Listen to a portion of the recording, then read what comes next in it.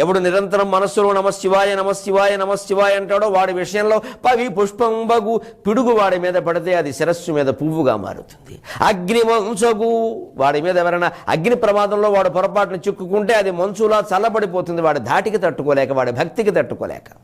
అకూపారంబు భూమి స్థలంబవు వాడు ఓడ పగిలి సముద్రంలో కూలిపోతే అక్కడ అప్రయత్నంగా ఒక దీవి, భూమండలం అంత దీవి ఏర్పడుతుంది, వాడిని రక్షిస్తుంది. శివనామం అటువంటిది. శత్రుండు అతిమిత్రుడవు ఎంత శత్రువైనా మిత్రుడవుతాడు. ఇదిగో అర్జునుడు పుణ్యం పుచ్చింది ఇక్కడ కర్ణుడి నుంచి ఈ యోగ్యతా పత్రమా, ఎంత ఆశ్చర్యం.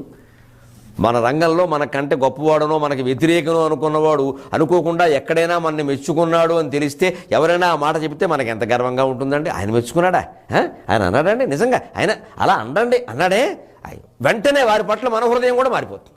ఆ మారిపోయే అవకాశం ఇవ్వాలి. కుళ్ళు ఇంకా పెంచుకుని మురికి కాలం అయిపోవద్దు.